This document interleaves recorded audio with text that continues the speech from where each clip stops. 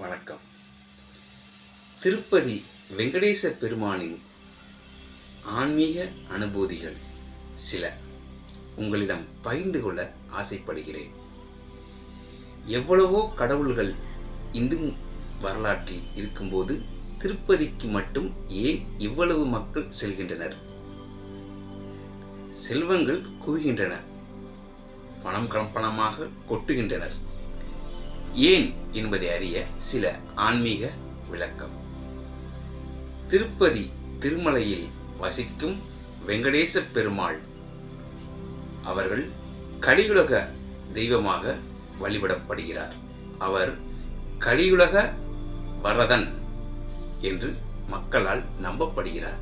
அதாவது இந்த கலியுகத்தில் மக்களுக்கு அருள்வாளிக்கும் கடவுள் பெருமாள் என்று மக்களால் நம்பப்படுகிறார்.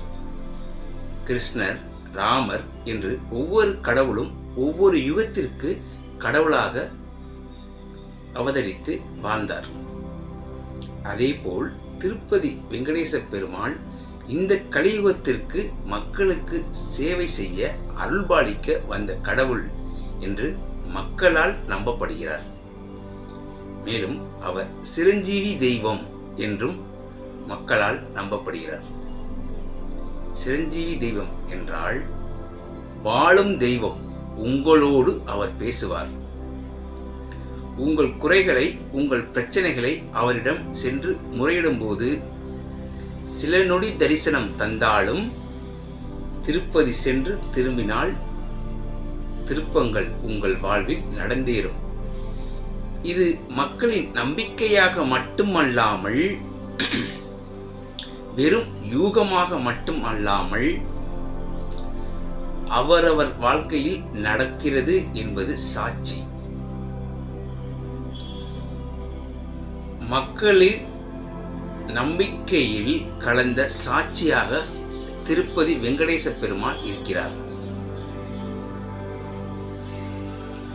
அந்த திருப்பதி மலையில் சென்றால் நேர்மறை சக்திகள் நம்மை ஆட்கொண்டு விடுகின்றன.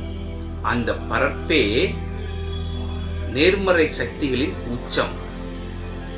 திருப்பதி திருமலையின் பரப்பே நேர்மறை சக்திகளின் உச்சமாக கருதப்படுகிறது. நேர்த்தியான வாஸ்து சாஸ்திரப்படி உள்ள வடிவமைப்பு, நேர்மறை சக்திகள், அந்த காட்டின் உள்ள நேர்மறை சக்திகள் காந்தமலை என்றும் அது அழைக்கப்படுகிறது. மக்களால் நம்பப்படுகிறது.